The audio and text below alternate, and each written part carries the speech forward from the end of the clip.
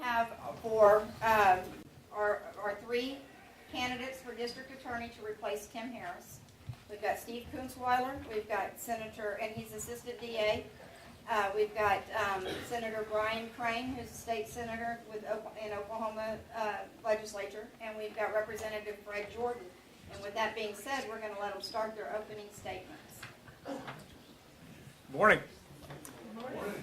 My name is Steve Kunzweiler, and I don't care how you remember my name. You can remember that it rhymes with Rottweiler. You could remember it's Steve K. with a long last name. I've been a prosecutor for the past 24 years. It's all I have ever done as a lawyer. I got bit by the bug really because of my wife, Christine, who's here. Christine's a small animal veterinarian here in town. When I was going to law school here at TU, we actually had a long-distance engagement and marriage. She got a job in Virginia. We got married while I was in law school, and so we're literally 1,000 miles apart. After my first 2 semesters at law school, she had a client who was a prosecutor in what they call the Commonwealth Attorney's Office in Hampton, Virginia. And they invited me to come and work for free in their office. And having never seen or experienced anything with regard to law enforcement, I said, sure, let's give it a shot. Very first day on the job, I was handed an accordion file. And it was the Commonwealth of Virginia versus Chester Eugene Stark. I didn't know what it was, but the prosecutor handed it to me, just said, hey, take it home, read through it, tell me what you think. It was a murder file. I'd never seen anything like that, but I look at my wife and I'm telling her, I said, this is what I'm going to do. This is what I'm going to be. What this race is going to involve is a question of experience. See, what you're going to find out is, if you're going to want a district attorney, you're going to want somebody who has experience, and experience matters. Experience matters in this race. Over the course of 24 years, a couple days ago, I had somebody say, 24 years, that's a quarter of a century. That made me feel a little bit old, but I have worked in many different capacities as a prosecutor over the course of my career. I've run a child support enforcement office. In 1992, I tried my first murder trial. I've tried multiple murder trials. I've tried death penalty cases. I've tried cases involving child sexual abuse. I've tried rape cases. I have at least 100 jury trials under my belt. I've handled juvenile deprived cases. I've handled mental health jury trials. That's what you need from a prosecutor, because this is not the type of job for on-the-job training. This is not that type of job. You know, if you need open heart surgery, you're not going to go to your family doctor and say, I need open heart surgery. That doctor is going to refer you to a specialist. See, because in the courtroom, where it really matters, you, as a victim, want somebody who knows what they're doing, because defense attorneys aren't stupid. They know what this battle is about. I recently tried the case involving Mary Eskew, who was murdered down in Jenks. She was murdered by a 14-year-old.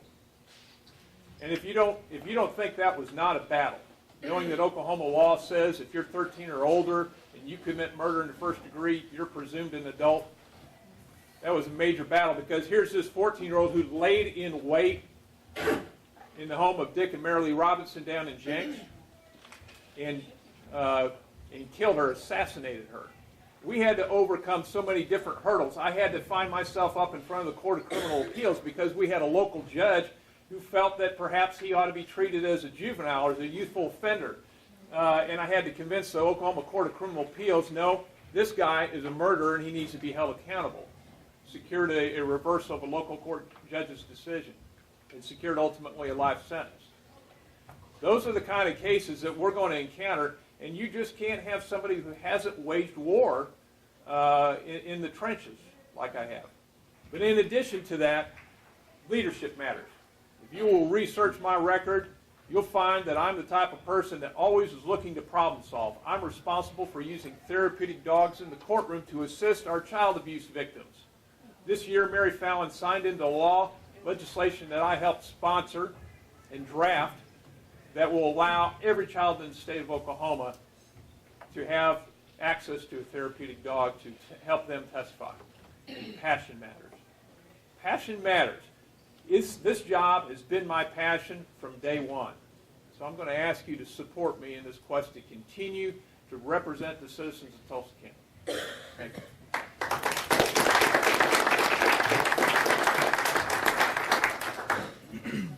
Good morning. My name is Brian Crane. I'm a candidate for Tulsa County District Attorney.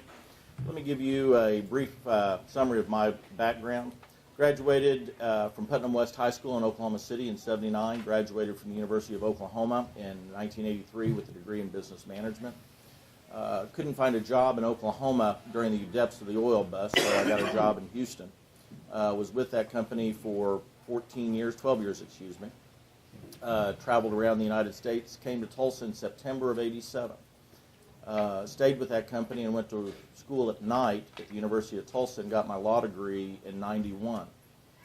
In 1996, I went to work in the district attorney's office, and that is a truthful statement. Don't listen to that buzzer. In '96, went to work for the district attorney's office. Did not have the experience that Mr. Kunzweiler had. Did not spend 24 years in the DA's office. Practiced prosecuting DUIs, did some felony cases, and then represented the county and the state in some civil matters. Ran for district judge in '98, failed miserably in that race. And my wife said, "Brian, it's time for you to go out and make money for the family." We had a wife, my wife and my 2 daughters.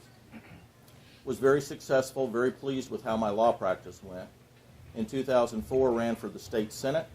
While I was in the Senate, I maintained my law practice. I think I did a fairly good job raising my children. Am graduating here, actually next week, with a master's in public administration from OU. So that will give me my 3rd graduate degree. The reason that I'm running, when I was moved here in '87, I stayed at, my first apartment was at Glenn's Apartments down at 67 in Peoria. And it was a great place to live. A lot of up-and-comers, a lot of single people. My wife and I, after we married, we lived there for a few months. It was just a great place to live. Now, I don't allow my children to drive at 61st and Peoria. I don't allow them to go around. We live in a more violent community today than we did just a generation ago. And that's a perfect example of it. Another example of it is the fact that about a year and a half ago, we lived at the time behind the Panera Bread at 41st and Hudson. And one Thursday evening, or Friday evening, excuse me, we was watching TV, and a man had been shot and killed in a gang shooting at the Best Buy parking lot. Was walking out with his child with a plasma screen TV and was shot because he got into crossways with 2 gangs that were fighting with one another. We need to focus on those violent crimes. I think we've all heard Tim Harris, and I say many times, and I agree with this, the state of Oklahoma does not give the DA's office enough money to prosecute all of the crimes that we've got here in Tulsa County. We all know that when we don't have enough money, we set priorities. My priority is going to be violent crime. I've said this time and again, that if you've got a gun, if you use a knife, if you scare somebody, I will not be your friend in the district attorney's office. We are going to get a hold of this. We are going to take charge. We're going to make Tulsa not safer as it was 50 or 60 years ago, but what was it like 20 years ago? That's going to be the immediate goal. The gangs that we've got, the challenges that we're facing, the violence that we're looking at, we're just not going to do anymore. Another issue that's coming at us, and if you spend much time in Oklahoma City, you'll recognize it, is human trafficking. When I grew up, a generation ago, we would have all said, when you talk about human trafficking, you're talking about sex slavery. That's something that goes on in Thailand. That's something that goes on in out of here. It's coming to Tulsa. It's in Oklahoma City now. We need to be proactive about it. That is something that we need to look at rather than just say in 3 to 5 years, what are we going to do with the scourge that's in front of us? Some of you know me, some of you do not. I am proud of the people who are supporting and endorsing me. I've got the endorsement of our County Treasurer, Dennis Simler, County Clerk Pat Key, former Mayor Bob LaFortune, former Police Chief and County Commissioner Bob Dick. I've got the support of Sheriff Stanley Glanz. And last but certainly not least, I've got the endorsement of the Tulsa County Sheriff's FOP. I look forward to the opportunity to serve you as Tulsa County District Attorney and appreciate you all having us here this morning. Thank you very much.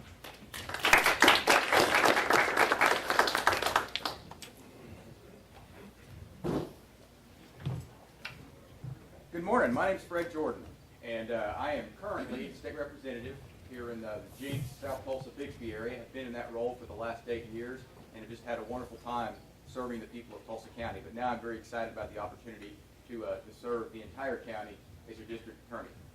Let me just tell you a little bit about myself, my background, where I came from. I grew up around Skytooth and Bartlesville, went to Oklahoma State University, and then off to the University of Iowa for law school. But after I left OSU, and between OSU and law school, I made one of the most important decisions of my life.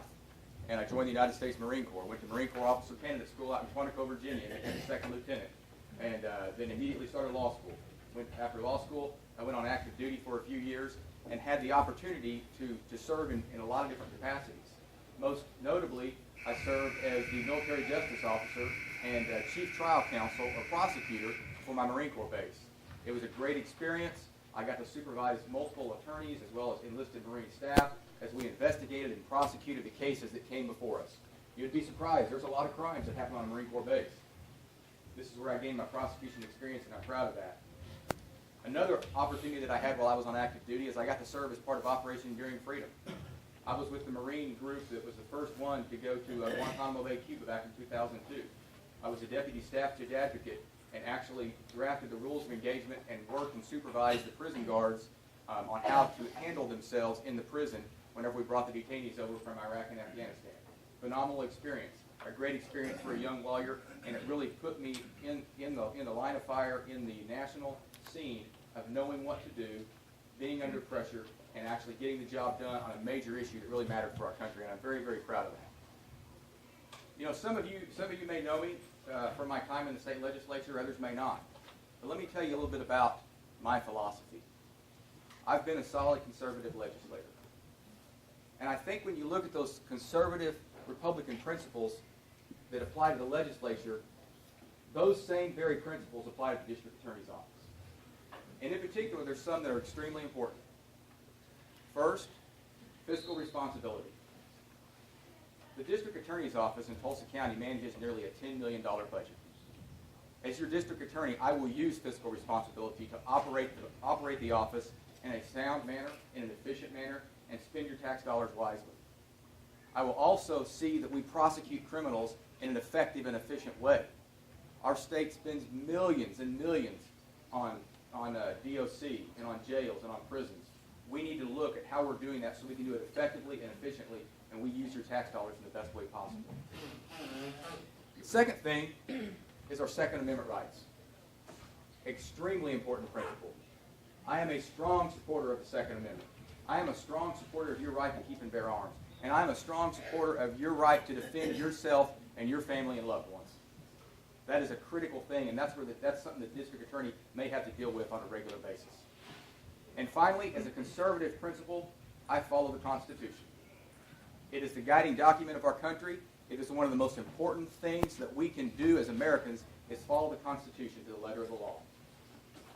The district attorney plays perhaps the most important role of any elected official in protecting your constitutional rights.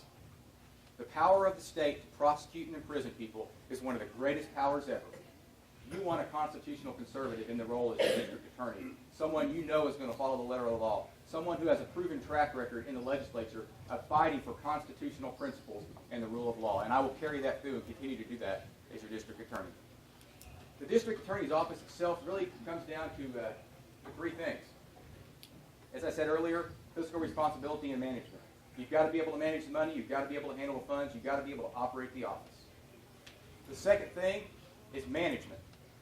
You manage a staff of over 100 attorneys and staff members. A large budget. You need someone in that role who's got business experience, political experience, and leadership experience to handle that job. And finally, You have to be a tough prosecutor. If you commit a crime in Tulsa County, you're going to be prosecuted, and we're going to prosecute in as tough a manner as we can. But what this really boils down to is leadership. You need someone in that job who's got a broad base of leadership experience. Political leadership, legal leadership, prosecution leadership, military leadership. It all comes together in the district attorney's office. You want somebody in that office who can handle working with the media, who can handle working with other political leaders, working with education leaders, with law enforcement, because the district attorney's job is much broader than just prosecuting cases. It's about being a leader for the law enforcement community. I would appreciate your support. Thank you.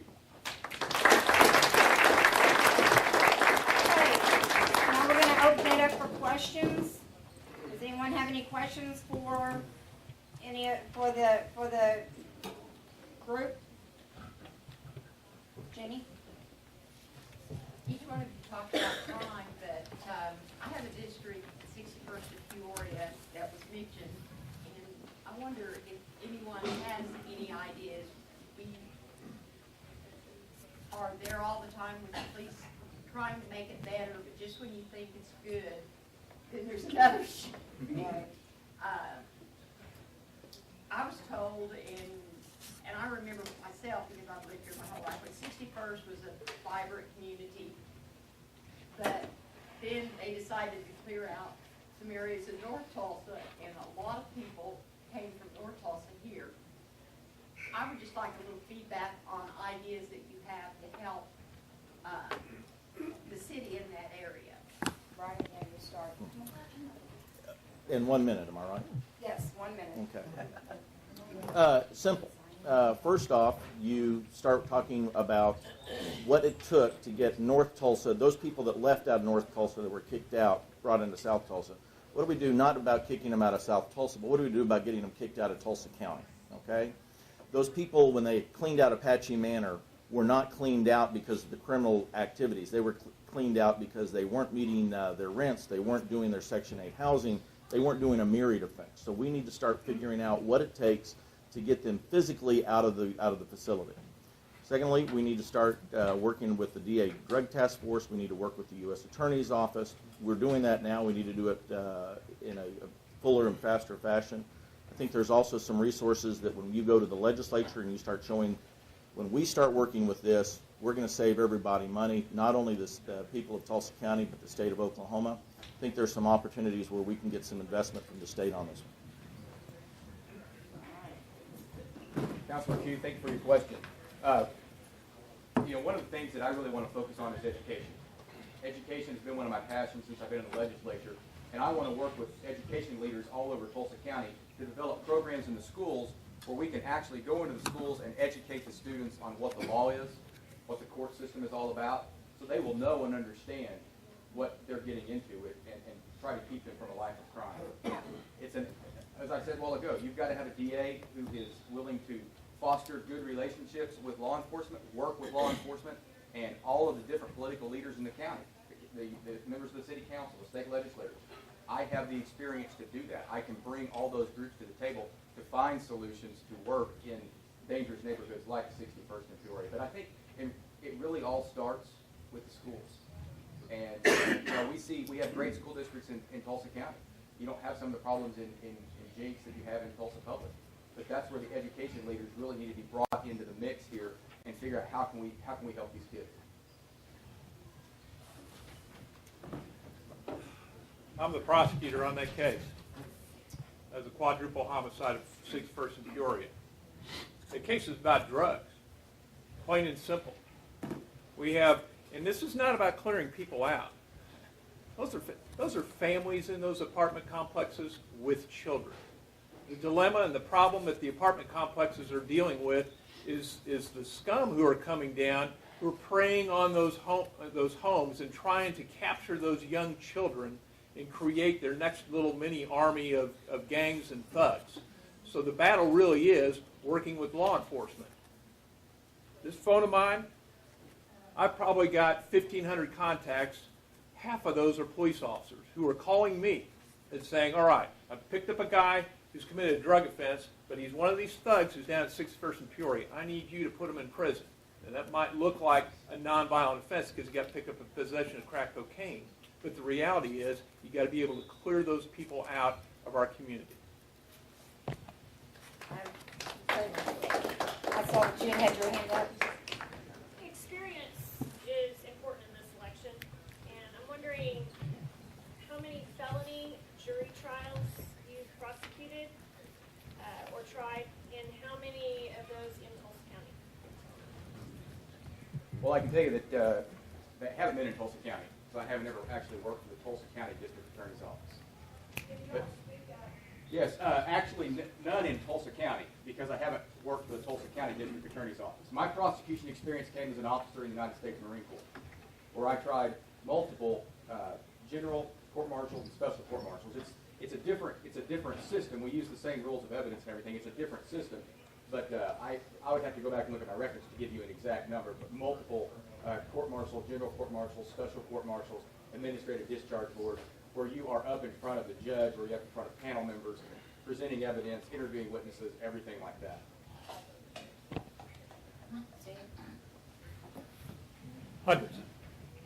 Hundreds. I have, for jury trials, I have been in court, as I said in my opening comments. I've handled death penalty cases. I did the 71st in Riverside Quick Trip double homicide. I had a double homicide up in Sperry. I'm handling the 61st in Peoria case. My experience is broad, multiple jury trials. But in addition to that, many times I'll be postured for a case for jury trial in which they would rather plead blind and take my deal. So the experience is broad, and that's important. You know, when you want somebody who's going to be doing the most important job, you want that person to have that experience. I agree there's leadership, and I agree that that's an important factor. But 95% of this job is what you do on a court docket. We have Judge Glasgow here who can tell you, you need somebody in that courtroom who understands the nuances to keep you safe. And you just can't learn that with on-the-job training. You need somebody that can get in and do the job immediately. You're already becoming a politician, Steve. Steve became a politician when he put his name on the ballot. We all know that. Probably about a half a dozen felony trials back in the early mid-'90s. There are two that come out that are most memorable to me. One was a sodomy action, which was going on at the Target at 17th and Yale. We prosecuted the gentleman. The jury sentenced him to 5 years. 6 months later, I'm at the downtown YMCA working out. I used to work out. And finished working out, exercised, was getting dressed, and that guy was standing there naked, seeing me naked. 6 months ago, I convicted him on sodomy. There's an instance where I got to see just what exactly was going on with our criminal system as a citizen knowing what's going on. The other one was a cultivation of marijuana case. Man was prosecuted and convicted. We got 99 years on cultivation of marijuana. And I'll stop. Okay, Larry, I saw that you had a question. I've noticed that several times the idea of drug offenses have come up. Okay, and the fellow there on the left, Mr. Rottweiler, said that, I don't want to misquote you, but you said something like, the scum comes down and all they've got on them is just some crack, but you're going to throw the book at it. Do you see a difference then, in the way drug laws should be, not just but all you guys, the way drug laws should be applied? If somebody's a scum, okay, even if that's all they've got is possession, you're going to throw the book at him. But if you're some poor schmuck who's got some pot on him, you should still throw the book at him, or maybe cut him some slack, or what? No, I think that's a good question. The distinction has to be drawn. Sometimes you're dealing with people that you could say, hey, that's a nonviolent offense that got drugs. Let me give you an example. Clarence Good. Clarence Good got sent to prison for a nonviolent drug offense. Clarence Good also, after he went to prison for that nonviolent drug offense, murdered 3 people in Owasso, shot Kayla Burchett, her mother Tara Burchett, and Mitch Thompson. Prison didn't make him a violent offender. He's that type of guy who sometimes you have to find a way to get off the streets. Now, we have alternative courts in Tulsa, and we have more people in alternative courts than anywhere else in this state. We have 900 people. But you can't always label a drug offense as nonviolent when you've got a guy, Clarence Good, whose nickname was C-Note, who was an old gangster. Prosecutors have to work with law enforcement to recognize, all right, is this a person we can rehabilitate? And we work hard to do that versus some of these people who are going to be threats to you in our community. I think what you're talking about is, do we use a nonviolent offense to take down a violent offender? Yes, we do. We get those violent offenders and those people that scare us off the streets. When you're talking about the poor schmuck that's got a drug addiction, poor schmuck that's got a mental health disorder, somebody that has got a problem, DOC is the worst place and it's the most expensive place for us to send somebody. A nonviolent offender cost us $90,000 during his 4.5 years that he's likely to be in prison. You run through any of the treatment courts that we've got, the guy's working, the guy's paying off his fines, he's taking care of his family, he is doing all the things that we want him to do. It costs us $10,000. That's where we save money when we prosecute those nonviolent offenders by putting them into the treatment programs, the schmucks you're talking about.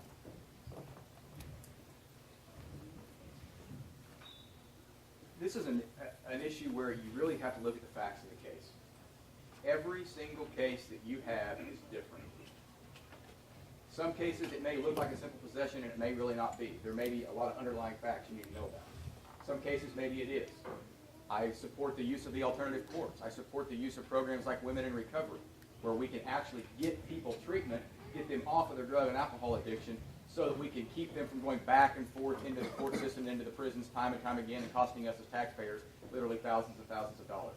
But the main thing that a prosecutor has to do is look at the facts of every case, understand what's really important in that case, understand what it's going to take to make the public safe, and to best use the public's resources to handle that particular problem. And that takes judgment, and that takes experience, and that takes a wide variety of experiences to understand how the entire system works.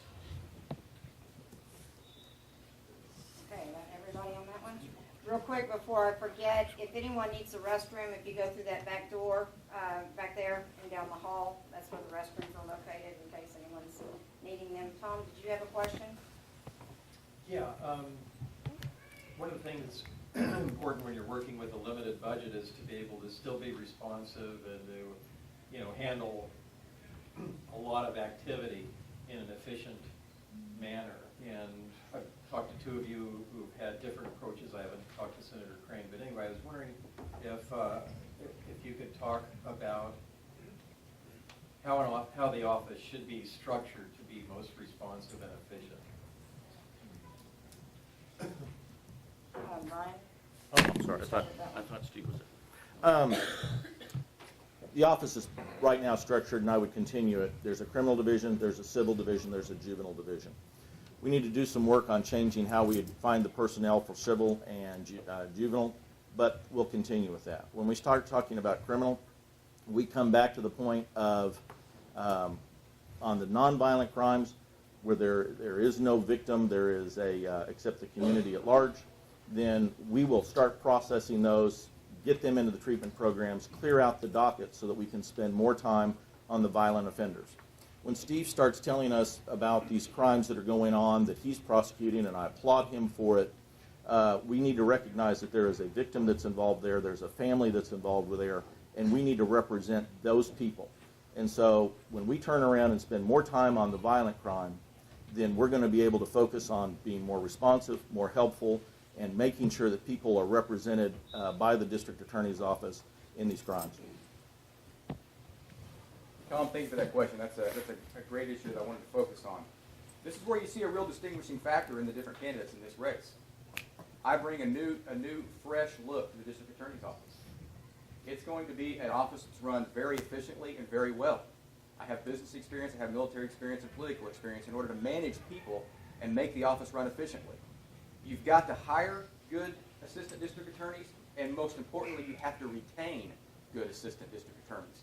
And you do that by hiring the right people in the first place, but then giving them the training and the ability to do their job.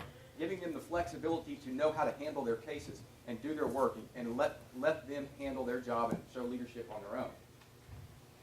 It all comes back to fiscal responsibility as well, because we've got to make sure you have the right number of people and not too many, so that you can effectively use the dollars that you have.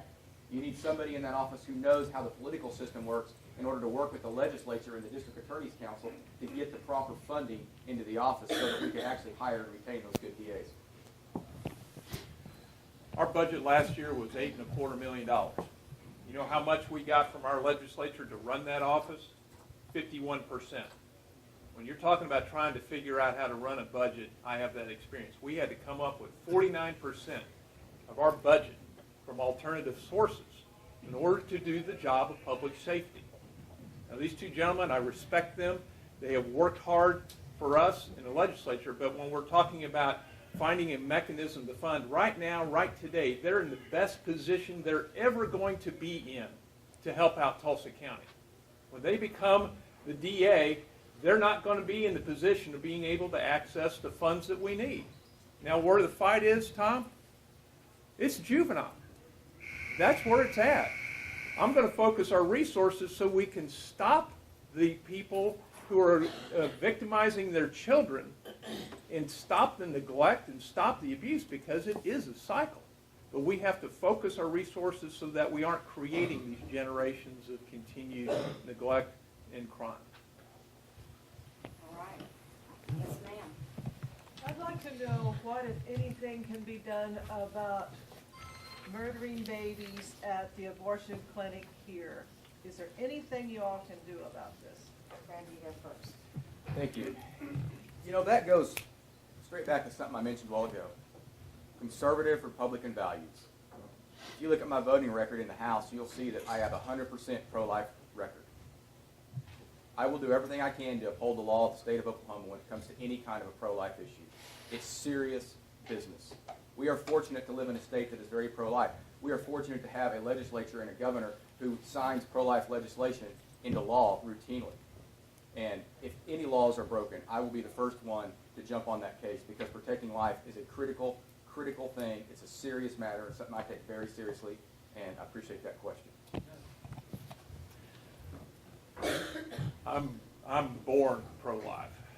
I grew up in a family that was pro-life, and my wife and I have 3 beautiful daughters. The issue really is going to all be about upholding the law that you have in place. Now, if we have some evidence that somebody's going to present a case that suggests that a crime was committed, then certainly we're going to have to look at the evidence we got to be able to prove it. Now, unfortunately, in Oklahoma right now, I'm glad we have a law that talks about viability, that at least we have a line that says here's where a child is viable, that I can prosecute those kind of cases where a child is killed in the womb. But it's going to take proactive people who are going to have to step forward and actually say, here's what's happening at this particular location so we can do something about it. It takes an investigation. So, one, I'm 100% pro-life, and I'll do whatever it takes to protect unborn children, but a lot of it depends on what the facts are for a prosecutor to have to deal with. I know this is going to come as a shock to everyone. I am pro-life, so I know that's a surprise. 2 years ago, I was the author of the Oklahomans for Life came to me and said, we want the personhood bill.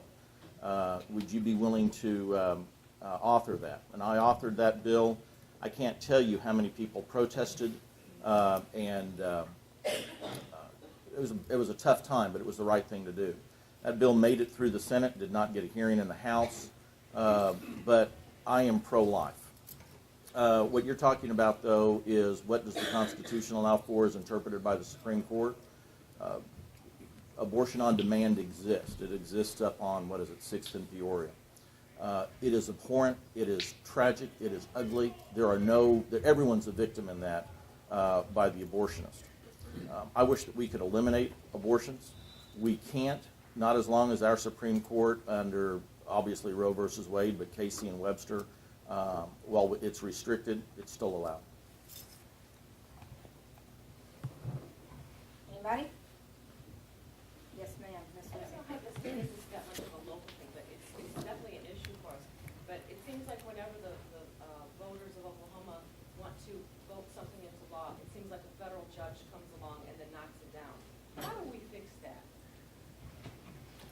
And it's one person usually that does it, that's not right. Well, we have a system of justice that's been set since the inception of our country, and so there has to be a separation of branches of government. We have an executive, a judicial, and legislative branch. And we have good examples where we have good, solid laws passed by the citizens.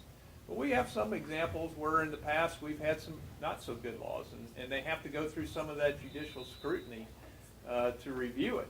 That doesn't mean that it's at the end of its rope. I mean, we're very fortunate, quite honestly, to have somebody like Scott Pruitt in the Attorney General's office who's vested with that responsibility to start attacking some of these problems that you're dealing with and that we're seeing. So it's a part of the process. Sometimes it works really to our advantage, and other times we have to have people like Scott Pruitt step up to the plate and appeal those matters to the appellate courts and the federal jurisdictions. I deal with it in the death penalty sense. We may try a really good case in the state court, and then we'll have a federal judge who'll find some reason that death penalty case needs to be reversed. This is where it comes down to who we elect as president. We all know the problems and the challenges that President Obama is giving us. One of the things that he does is that he's the one who appoints or nominates and then is confirmed by the U.S. Senate. When you start talking about in Oklahoma, our U.S. senators have a great deal of influence on who is appointed to the vacancies that are here in Oklahoma. That's why when you look at Randy Brogdon, T.W. Shannon, you talk about James Langford, those are things that we need to pay attention to. We've got 2 district court judges down in Oklahoma, in Western District in Oklahoma City, Robin Cothran and Vicki Miles LaGrange, who were both appointed by President Clinton, that are striking down a lot of what we've got going on. We've got Judge Kern, who has shown that he has no problem striking down constitutional amendments here in Oklahoma. But in answer to your question, how do we stop it? We elect Republicans who are going to recognize the limitations of the federal government. Thank you. Thank you for that question. We do have a great free branch system. That's one of the founding principles of our Constitution. So you've got to have the courts, you've got to have solid courts. But you've got to have the right people on the courts. And as my 2 colleagues have said, they said it right, you have to elect a good president to field a good U.S. Supreme Court. You have to elect a good governor who's going to ultimately make selections for the state Supreme Court. And you have to elect good judges on the district level. You're going to have a lot of judicial races right here in Tulsa County over the next few months. And so you need to really understand what goes on in those races and understand what those judges stand for, because they're the ones that are going to be the ultimate arbiters of that law. And our system was set up that way. And it's a great system. It's the best system in the world. But you've got to have the right people in the positions to appoint those judges, as well as the right talented people who are going to be the judges. Okay, we've got one last question. Mom? There are several people here that work with women who get out of prison and have homes, and we need some more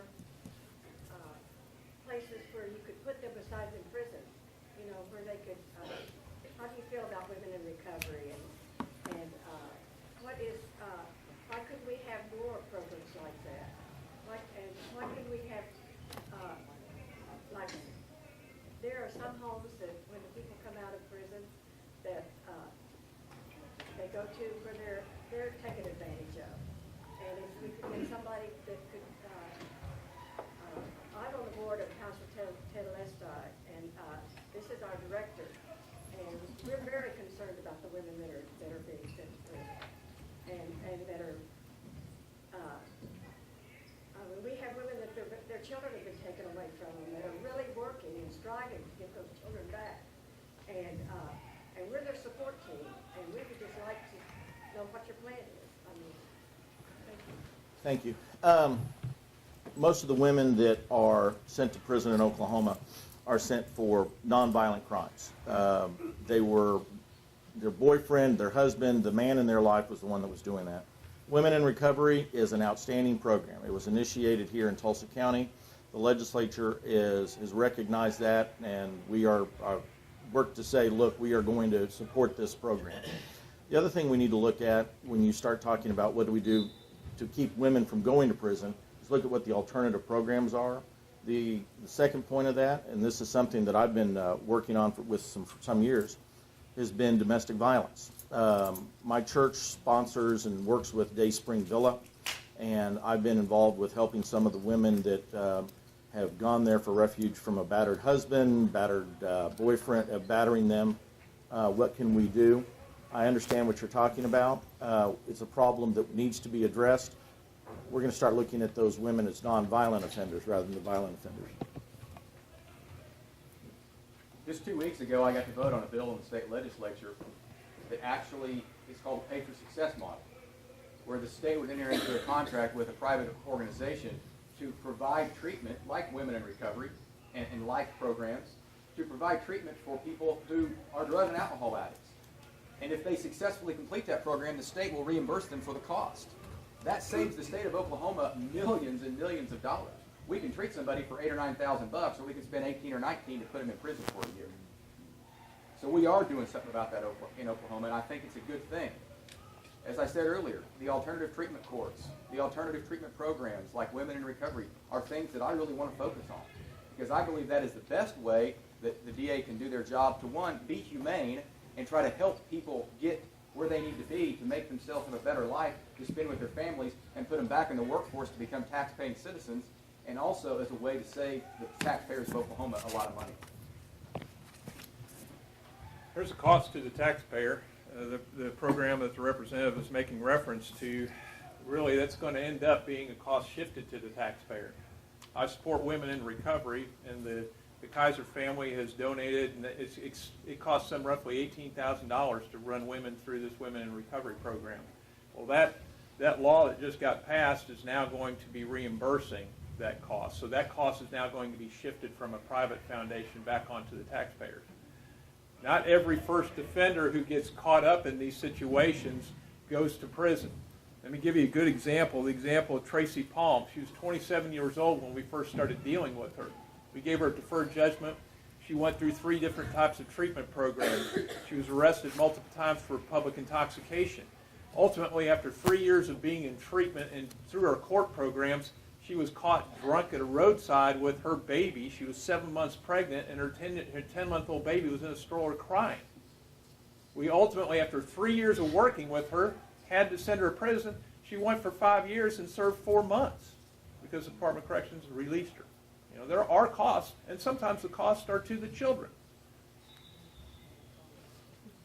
Okay, we're going to go ahead and because you guys need to get out of here, we're going to do the closing statements, and then we'll be done. So, Fred, you get to go first this time. Thank you. 2 minutes. Yes. First of all, I want to say I disagree with the argument on the Pay for Success program, because this is a way to get more women in that program and actually keep them out of prison. That's our main goal. As we've said all along, the DA's job is about leadership and it's about experience. It's about having a broad base of leadership experience to bring the whole package together to do the job. The district attorney's job is about managing a huge office and doing the job with fiscal responsibility that the taxpayers want you to do. There's a lot more to it than just running the court docket. You have to manage people. You have to manage budgets. You have to work with the other political leaders. You have to work with the education leaders. You have to work with the community to figure out ways to solve crime. You need somebody in that job who has that experience, who has that political leadership experience, the legal experience to get that job done. As we've heard from a lot of the issues here today, you need somebody in that job who is a solid conservative, pro-life, Second Amendment, the Constitution. Those are important issues. The district attorney is on the front lines on those issues. The district attorney is the ultimate authority on criminal prosecution in the county. And you need somebody in that office that you can trust to do the job well, somebody that you can trust to uphold the law, and somebody that you can trust to uphold the Constitution. I have the desire, I have the passion, I have the drive, the ability to do this job. I've worked hard as a Marine Corps officer. I've worked hard as a state legislator and as an attorney. And I'm ready to tackle this challenge. It's something I'm prepared for and look forward to the opportunity. I appreciate your support.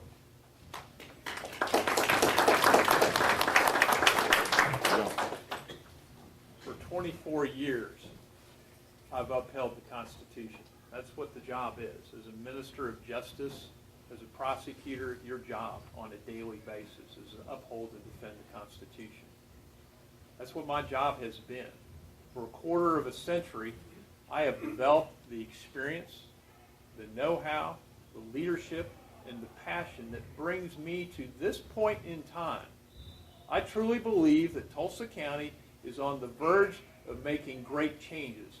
And in order to make those kind of great changes, you're going to need a leader who has been in the trenches, who understands what it's like to look into the eyes of victims, to see the child who's looking back at you and looking for you for the answer, to stand up and make sure that that guy who victimized that child is going to prison forever. I've done that. I've held the hands of victims' families who've lost their loved ones in countless murder cases. And I can't bring their loved one back, but I certainly can fight in that courtroom. It does take some leadership, but 95% of this job is being able to manage a criminal court docket. If we're not able to manage that criminal court docket, the system will implode. And you can't learn this with on-the-job training. Mr. Jordan and Mr. Crane are good leaders of our community. But this is an important enough job that you need to be looking, when you go into that voter's booth, you need to be deciding right then and there, who is the person, when I'm going to black the ink here, that's going to best represent my community and protect me and enforce the laws and provide public safety. My name is Steve Kunzweiler, SteveK4DA.com. If you want to know more about me, go on my website. I've got some materials back here. I certainly would appreciate your support.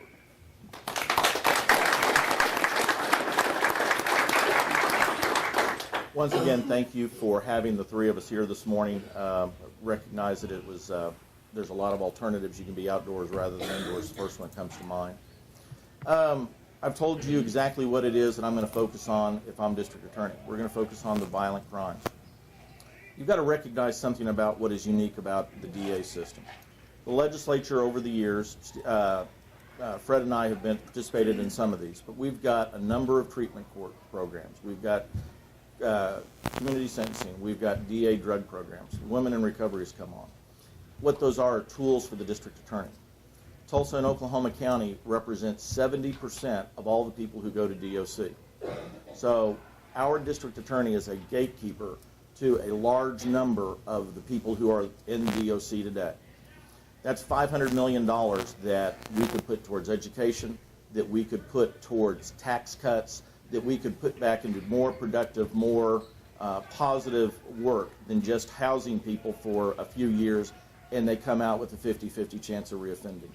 What our district attorney is going to do, what I'm going to do, is I'm going to say, you are somebody who is violent. You are somebody who does not deserve to live in Tulsa County. We are going to incarcerate you, and we're going to keep you there as long as we can. And then we're going to look at the other people, the nonviolent offenders, and go, you know, you've just screwed up. You've got an addiction. You're bipolar. You're schizophrenic. There's something wrong with you. We're going to put you into the treatment programs. We are going to make sure that you are fixed. And during that time, you are going to be working. You're going to be taking care of your family. You're going to be paying taxes. You will not be a burden to the people of Oklahoma. That's what our DA is. He's the gatekeeper that makes the decision as to who goes to prison and who goes into alternatives. Thank you very much. Brian Crane, Tulsa County DA. Gentlemen, thank you so much for your time this morning, and I want to be respectful of your time as well, and let you get out of here and get to your next location. And these guys have an open door policy. If you have any questions or comments or anything that you'd like to discuss further with them, if they don't have any information back here, I'll get you their contact information and make sure that all your questions are answered. This is a very important race, and it's important that we choose the person that we feel is going to best represent us in this position. So thank you, gentlemen, again. Appreciate you very much.